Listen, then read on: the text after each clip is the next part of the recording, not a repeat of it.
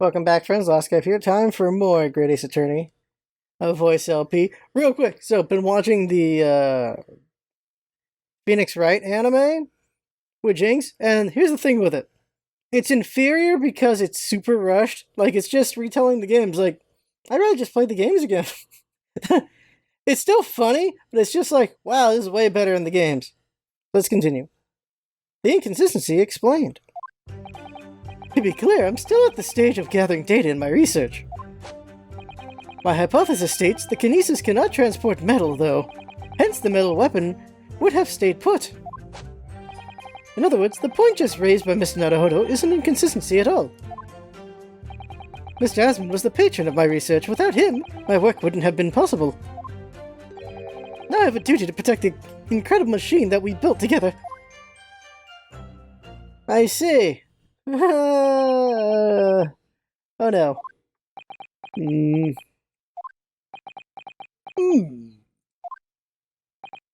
So the thrust of your testimony, Professor, is that based upon his hypothesis, metal objects cannot be moved by this method of instantaneous kinesis.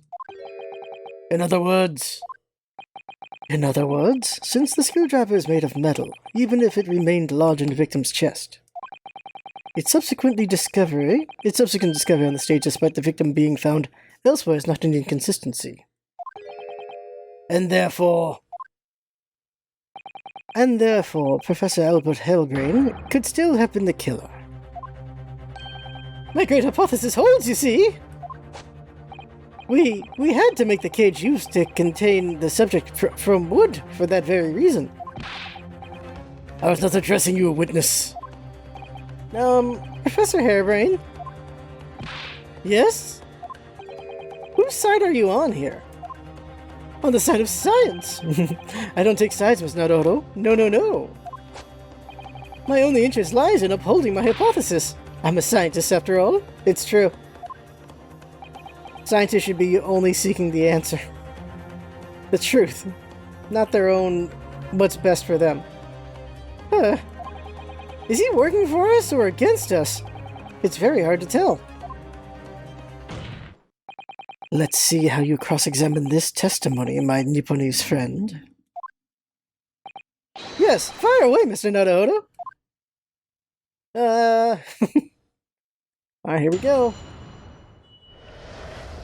Here we go. Hold it! And yet your retort to my argument wasn't lacking in confidence in any way. No scientist can find the truth without first finding self-belief. Those were the words of a certain scientist I hold in the highest esteem. But you realize that disproving your argument puts you in a very precarious position, don't you? No scientist should strive to protect himself more than he strives to protect the truth. My words are the same good scientist, you know. Words that are causing me a lot of trouble. Who is this scientist? I'm afraid I couldn't tell you, Miss Naruhodo.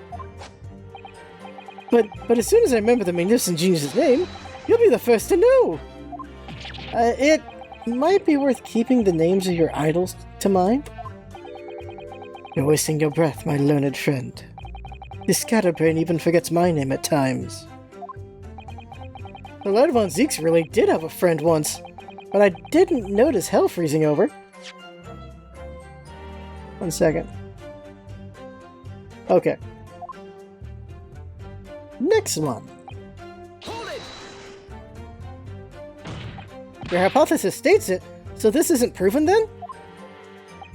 No, of course not. It's merely a hypothesis, but a good one, based upon thousands of calculations. But it is widely known that metals can't be decomposed by electrolysis. Yes, of course, so I am right. My hypothesis is clearly correct. What is it about incriminating himself that makes this man so happy? It's the whole reason that the birdcage is made of wood, you see. Sorry, the birdcage? Yes, that's what I call the obtusa cage in which Mr. Asmund was placed for the kinesis. Obtusa. Ah, the jail cell in which the victim was detained. It does indeed seem to be made of a timber of some sort. I'll thank you not to refer to it as an instrument of incarceration, your lordship. In short, any weapon lodged in the victim when he was beamed away by instantaneous kinesis would have been left behind on the stage if it was made of metal, correct? Yes, that's it! Yes! It all fits perfectly with the mathematical model. But the ultimate conclusion, then, is that the defendant alone had the opportunity to inflict this fatal injury on the victim, is it not? Ah, indeed, sir. Someone beam me out of this nightmare.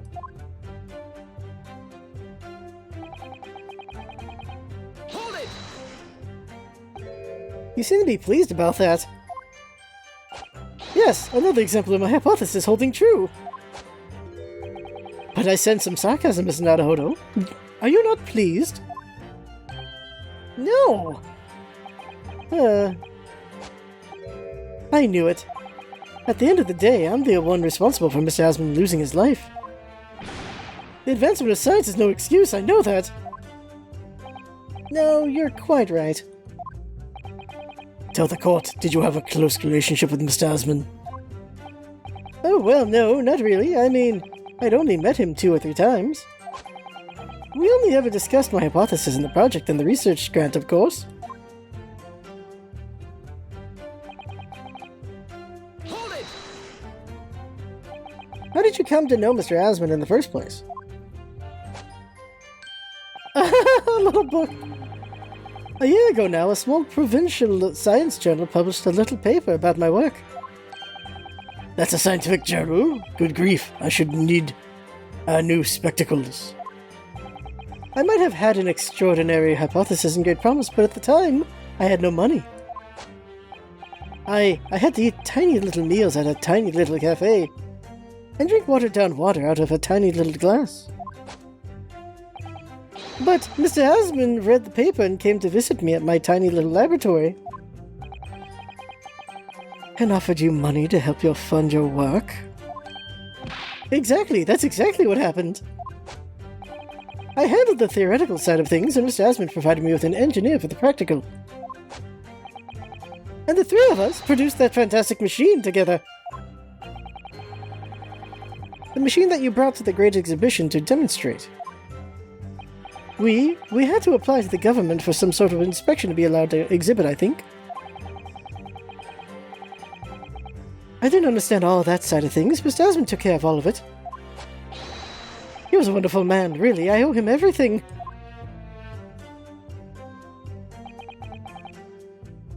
Hold it! When you say that you built the machine together, does that mean that you were involved in its construction? Yes. Well, not exactly. I'm not good with the practical side of machines myself, so the physical construction was done by an engineer. Car. Little remains of your creation now, though. Following the explosion, repair would no doubt be impossible. Yes, I realize that, but still. If someone were to gather all the broken parts, they could discover the secret of my hypothesis. But Mr. Asmund and I told of the machine for so long, we put our hearts and souls into it. I have to protect our work. So what's left of the machine must be kept safe. That's only fair, because what happened was an accident. That's the extent of the testimony, then. Thank goodness for that. I don't want him doing any more damage. He's already basically proven that he could have been the culprit. But it seems as though all he really cares about is defending his hypothesis. Still, I wonder. What if his hypothesis is just fundamentally flawed?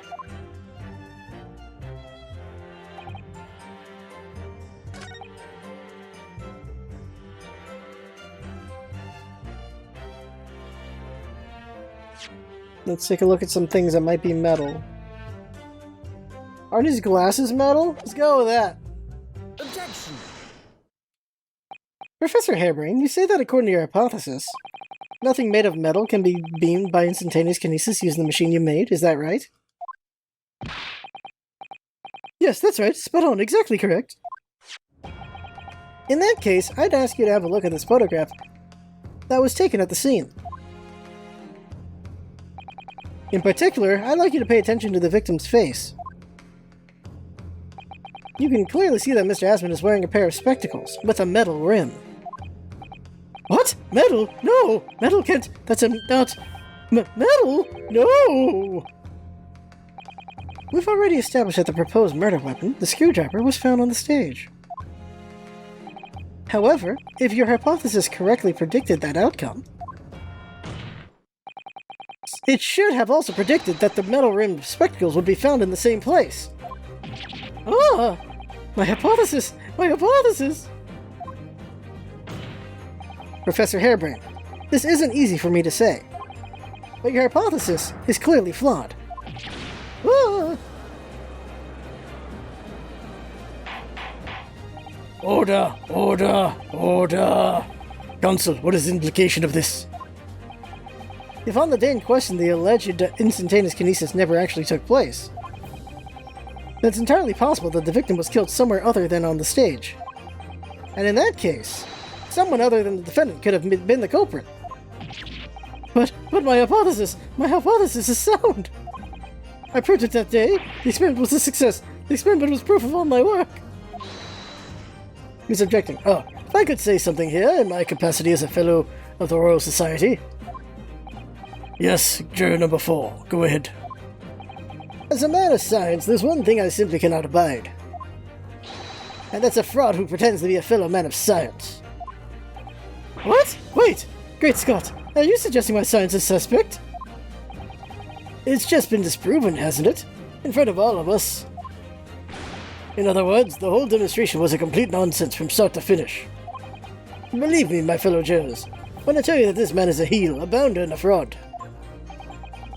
I say the records of that machine should be stripped out and thoroughly examined. No! Never! That machine is the essence of my entire hypothesis! It's protected by a special dispensation for Scientific Equipment Act. What the devil is that blasted act all about, Eddie? Eh? Who made up such a daft rule? I don't like the way this seems to be going. What's the best way for me to help the professor?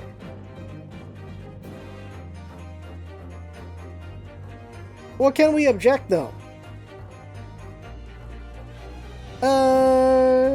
Wait and see. Maybe I should watch and wait for the time being. My feeling is that the machine requires a thorough examination.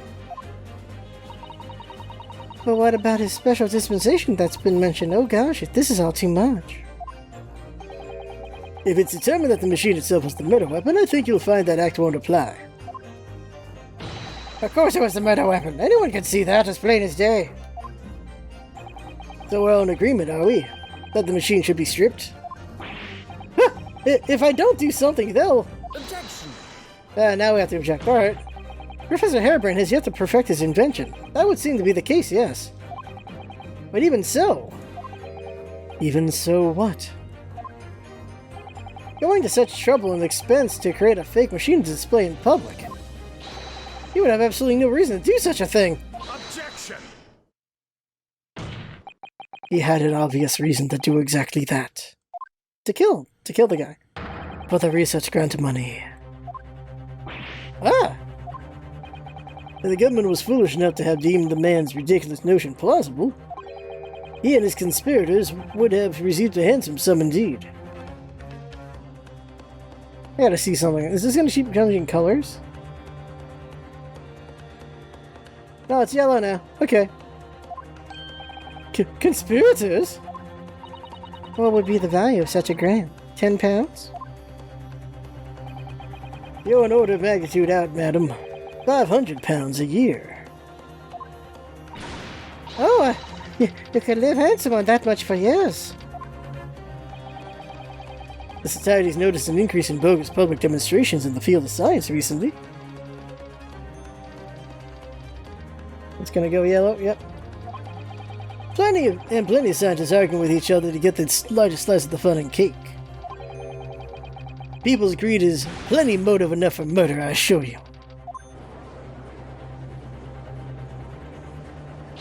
No! I haven't deceived anyone, least of all the government. My hypothesis is sound. The science is sound. Please, you must believe me. Objection! No matter how unbelievable this hypothesis may seem to you, ladies and gentlemen, the fact remains that the victim was transported instantaneously to the Crystal Tower. Which means that the experiment was a success. Ah, Barak!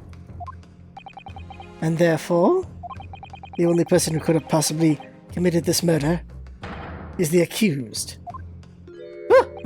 Ah, Barak, I knew that joke was coming. Where is this heading? I have no idea. My lord, if I may. Yes, Lord von Zeeks. The prosecution would like to summon new witnesses to the stand. New witnesses? What would be the nature of their involvement? They were spectators of the demonstration at the exhibition, who were occupying special seats. Eyewitnesses? Very well. The court grants the prosecution's request. I should very much like to hear from eyewitnesses to the incident. The prosecution's stance is clear. This experiment was no pastiche. The accused killed the financier victim there on this public stage before the very eyes of the spectators. Now, my learned friend. Oh, yes? It's time for you to make your own stance clear. There's clearly a flaw in the professor's hypothesis. I can definitely see that. But where does that leave me? We shall take a short recess now, during which time the prosecution will prepare its new witnesses to take the stand. As you wish, my lord. Good. In that case, court is adjourned for 20 minutes. There's not going to be a to be continued. We're just going to go back outside, right? Oh, it is to be continued. All right. They usually do it between, like, you know, investigations. Alright, but we're not going to do this. It's just one who's going to do investigation. But Iris might show up. Kind of need her too, right? 23rd of October, 10:44 a.m. The Old Bailey, Defendant's Antechamber. Mr. Nadahodo? What on earth were you playing at just now? Or rather... What on earth were you playing at all along? My hypothesis, my amazing hypothesis! You've been picking holes in it from the start. Ah, sorry about that. But you promised me.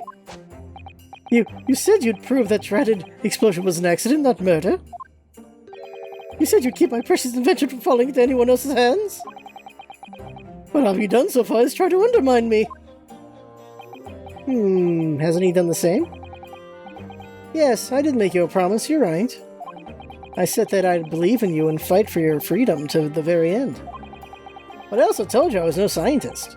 I don't understand your hypothesis.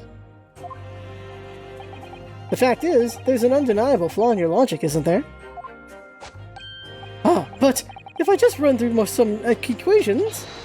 Yes, you see? It's because my work is incomplete. Perhaps it is, nevertheless. A man died as a consequence, didn't he? Oh, no!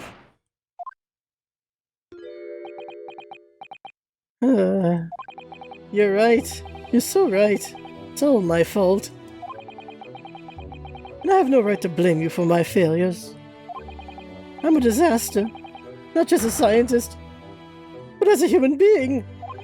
Well, that might be a little over the top. And while we're on the subject... What about Barak? He's being awful. Blaming his own university friend to be a murderer, you mean? He's a disaster, not just as a prosecutor, but as a human being! Oh, but no, wait. He's the Reaper, isn't he? Perhaps he's not classified as Homo sapiens anymore. Glad that's cleared up. Glad that's cleared up. Can I double-check something with you? Ah, yes? What? The machine and demonstration you prepared. They were based entirely on your hypothesis, I presume? There was no trickery involved? I drew the plans for the machine with my very own hands. Every line was painstakingly drawn with the firm belief that science is the only future. So yes, it's true that my hypothesis hasn't reached maturity yet, but please, Mr. Naruto, you must believe in it. Alright, Professor. I understand. Counsel, defendant! The prosecution's witnesses are ready to take the stand. Court is about to be in session again. Make your way into the courtroom, please.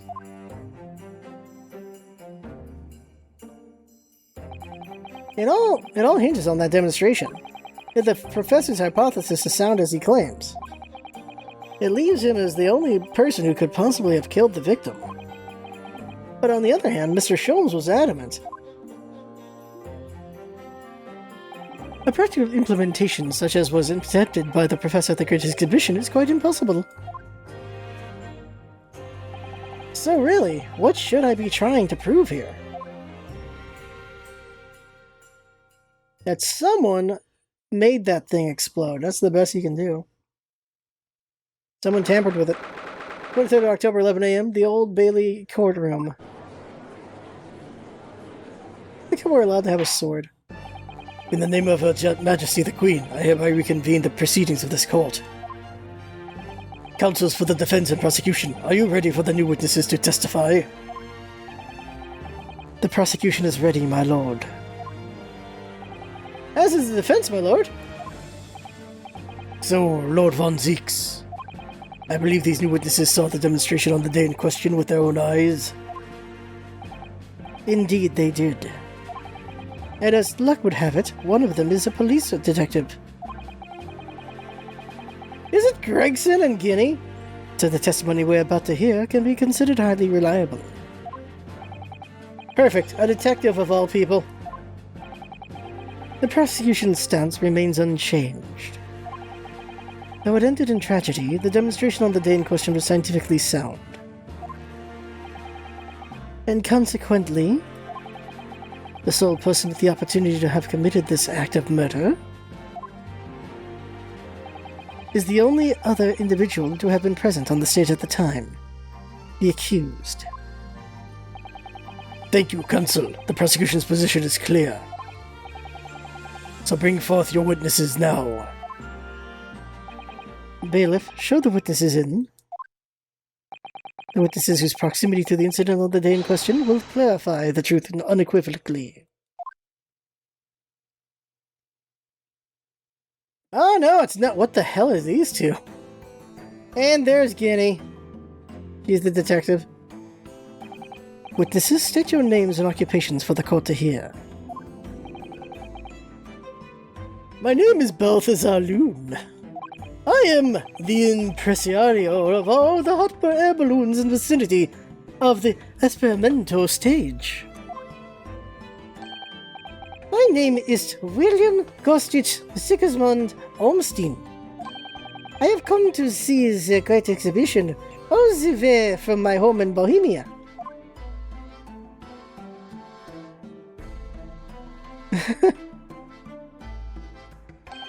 I'm very rich. Oh my god. Step back a sec. What were their names again?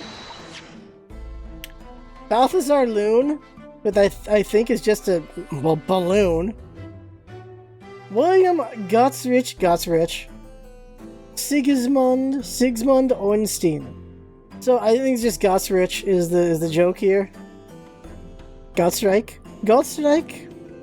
William Gottsreich Sigismund Ornstein.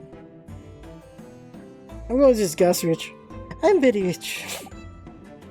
Inspector Gina Restad, Scotland Yard.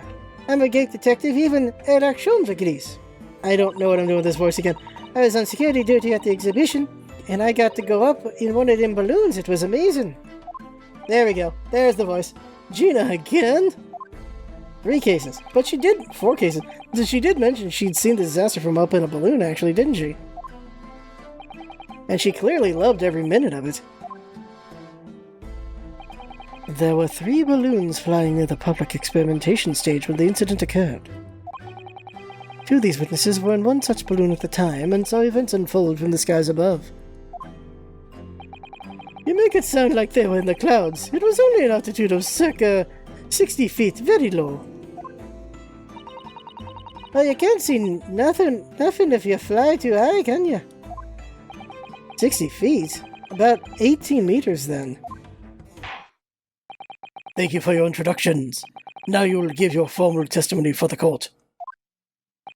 Kindly describe exactly what you witnessed, especially those of you who had a vantage point above the stage.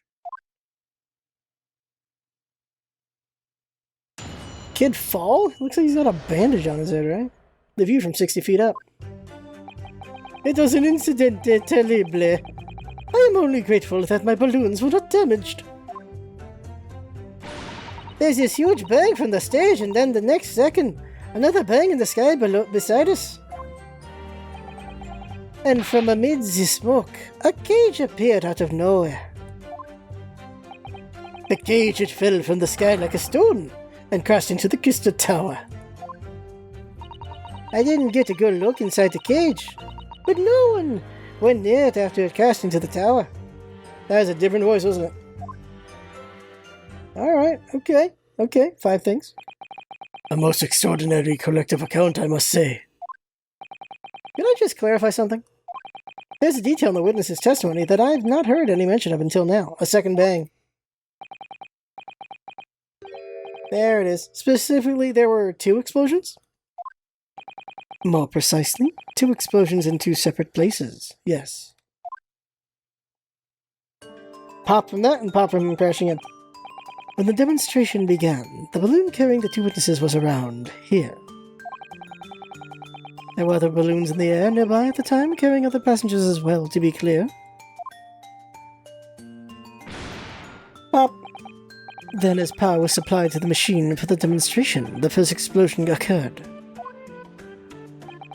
The so-called birdcage that contained the victim disappeared from the stage, and a moment later, the second explosion occurred, directly adjacent to the balloon carrying the witnesses. The birdcage appeared at the site of the explosion, subsequently to plummet down into the crystal tower. I was very surprised. Suddenly a cage appeared before my eyes. This is a person inside. The blast was so hot, but I did not want to miss a thing, so I kept my eyes wide. Find another balloon. Oh, here you go. Yeah. I still have lots of money. Oh my god, this joke! Precisely who is this curious infant? I'm told he is a young noble of Bohemian royalty. Apparently he disguised himself in order to steal unnoticed into the Great Exhibition. Ja, I am here in London on a sightseeing trip. This is my elementary school. We will have the benefit of a child's point of view in the testimony. Do we really need that? Didn't I remove my mask? This is what I look like. Oh my god! The jokes with this kid are stupid. Oh yes, I see. A delightful face, I'm sure. Yeah, everybody says so. Great disguise, then. The point is, the testimony of these witnesses further substantiates the facts for the court. Namely that despite ending in an explosion, instantaneous kinesis was successfully demonstrated. And furthermore, that until the arrival of the police, no one approached the Crystal Tower, where the victim fell. Therefore, only the accused who was with Mr. Asman on the stage could possibly have committed the murder. Yes, thank you, counsel. The prosecution's views on the matter are quite clear. So the defense's cross-examination now, please. Yes, my lord.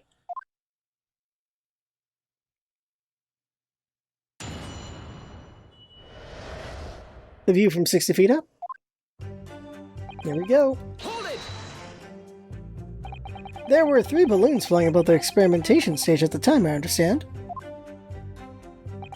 Si, all 3 of them. My bellissime babine. They are very popular, signor. Some people will pay £10 for one ride. £10? That's more than my annual stipend.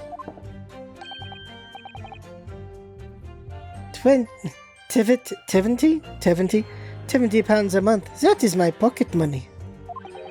Royals have all the luck. I got up there for free, I did. Later, I work for Her Majesty's police card, you know. Detectives have all the luck. If they're so popular, why would you only be operating such a small number of balloons, though? Safety? Because if I have too many in disguise, they could crash into each other. The operators for the balloons were decided by lots, with each operator manning a particular area. See, and the zone above public experimentation stage is the most profitable. The other impresarios, they hate me. Thank you, witness. I think the court has a clear picture of the arrangements for balloon rides at the exhibition. Perhaps you could hear more about what you actually witnessed for the incident. Right. I can fit you in there, my lord. I'm doing too many voices at once. I am screwing up. Gina's the worst.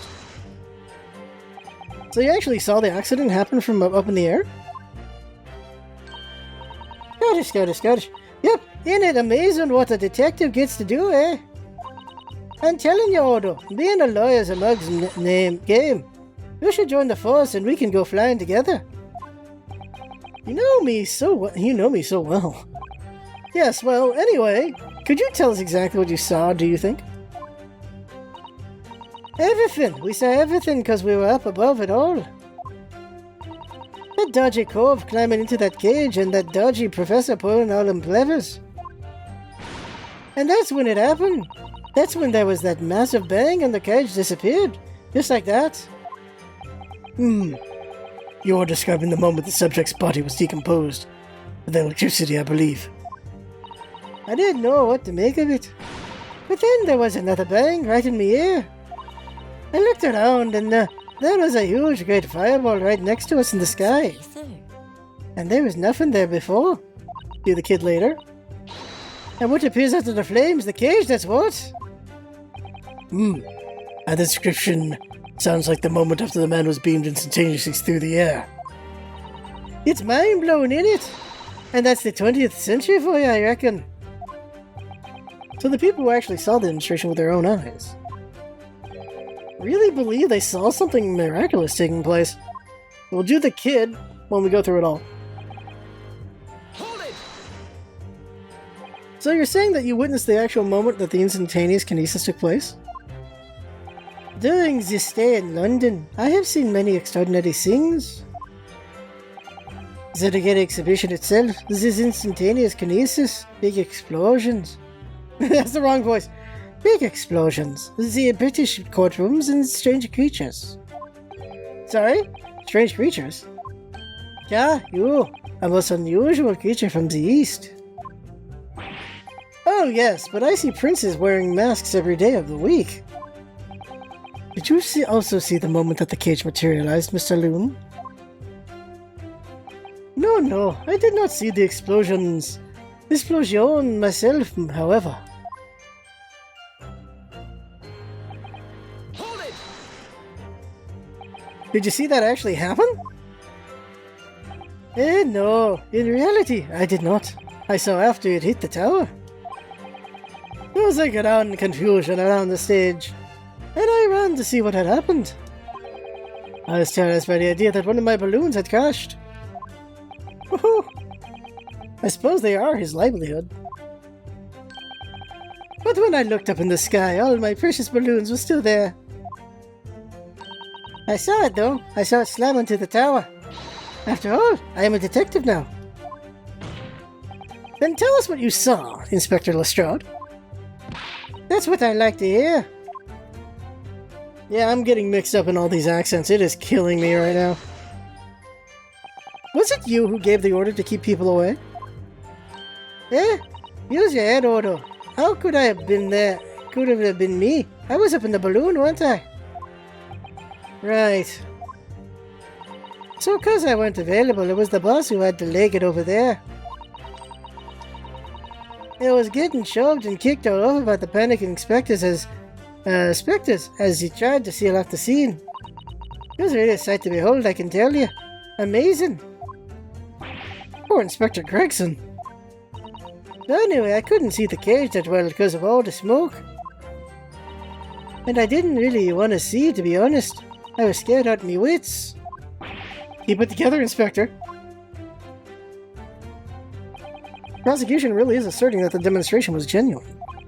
But what if it was actually some kind of switch-around trick instead? That would mean that the victim was never actually on the stage in the first place. How? The two explosions would have thrown everyone watching into a panic for sure. I think I need to find out more about what exactly people saw at the time. Okay, let's go ahead and go over here. Alright.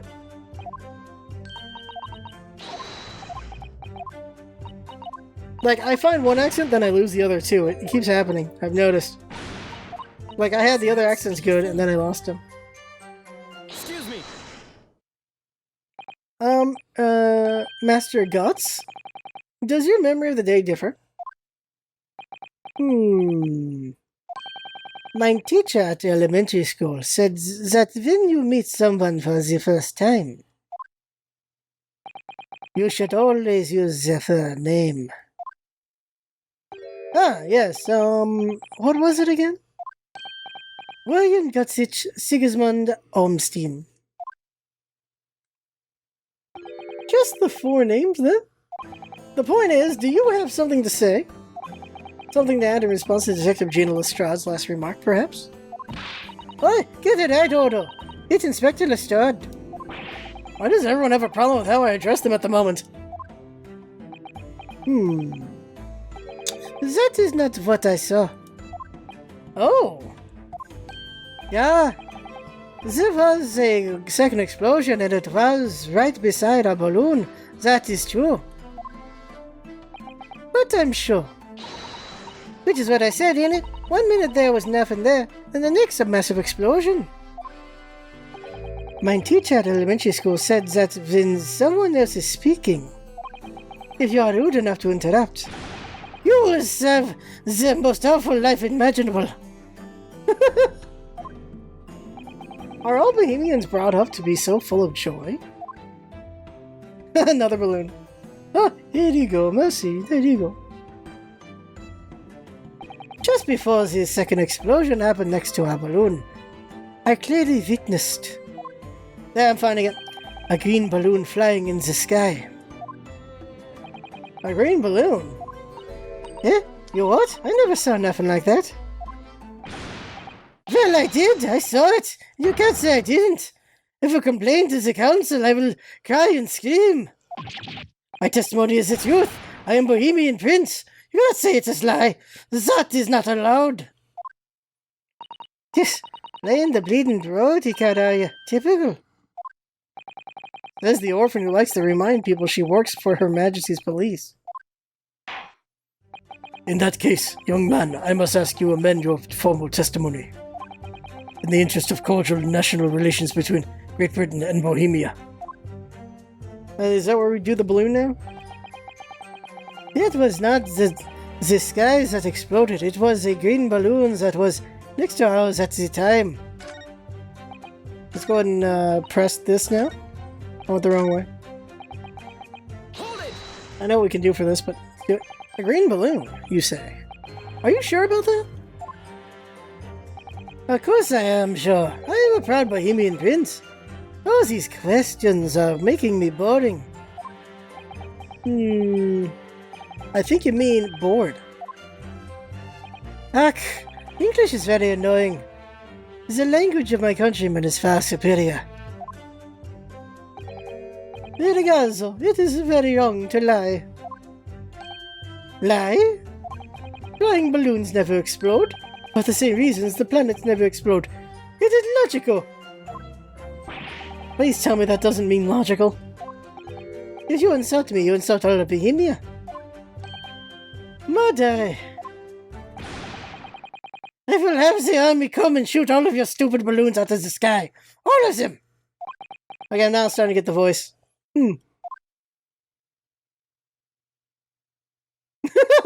Money's good, though. Here you are, Your Highness. If only all international incidents were so easily resolved. Now that peaceful relations have been restored here in the courtroom, perhaps we could return to the testimony. Did you also see the moment that the cage materialized, Mr. Loon? No, I did not see the explosion. Okay, we did this before. Okay. So we had the green balloon stuff, so let's go ahead and see if we can do anything with that. Objection! I meant to examine it first. Shit! Shoot! I meant to examine it first, not present it. Hold on. Game. I meant to present and examine. Ugh. I can't find anything out of it. Okay. Already did that. Okay, so... That won't work. I have no clue right now. Actually, we can try this one. I think we can try to hit something here. Let me say it first, though. Try presenting it here. Objection! There it is. Mr. Loon, in your testimony, you said that all three of the balloons you had operating at the time were undamaged? See, that is correct. If they had been caught in the explosions, it would have been terrible. I wonder if you might know what this is? Ah, I think it may be. See, part of a balloon, a burnt piece of the fabric of the envelope. Sorry, the envelope? Pardon, that is the large round part of the balloon which becomes filled with hot air. It is made from a very thick fabric lined with rubber. You do not want it to rip when you are in the sky. Just as I thought. This piece of cloth was found near the experimentation stage. In other words, as Master Guts testified, a green balloon did indeed explode that day. Eh? If all the balloons in the sky above the experimentation stage belong to you, Mr. Loon, then your statement that they were all undamaged clearly contradicts the evidence. No! If a balloon exploded that day, why didn't the man say so? Maybe everyone on board was killed. Oh no, just having spent 10 pence for the experiments? How awful. Seems to me like those crashing 50 pieces. Alright, here we go. And the instantaneous kinesis did occur, but after the explosion on the stage. The point of materialization shifted to a location occupied by a balloon, causing the balloon to explode. Yes, eminently plausible. An unfortunate, terrific accident, as it were, but it changes nothing about the pertinent facts. Hold it! This I cannot accept! Why not, Mr. Loon? You are suggesting that I am a liar. That person's died in a balloon accident. There's no need to get fired up, Mr. Loon. The victim was the sole fatality that day. That's right, and I prove it. Balthazar Loon is not a liar. There was no such balloon in the sky. It is none possible. Billy. You're saying it's impossible? Why? This court has more important matters to discuss than the number of balloons that were operating that day. Hey! Objection! But we can't ignore the fact that nobody appears to have known anything about this other balloon until now. My lord, the defense calls for further testimony from Mr. Loon. I concur. There is clearly more to the truth here than meets the eye. It's imperative that we clear up the issue of this phantom balloon, I feel. Witness, you will give supplementary testimony about the balloons you were operating at the exhibition. Ah, grazie, my lord. Yeah, we'll do this next episode. When it says, it's on the kid for some reason. Mr. Loon's balloons. Mr. Loon's balloons. Oh yeah, that's it for now. I have fun. Hope you have fun watching. That's what's all about it. Having fun. Thanks, goodbye, and I'll see you next time.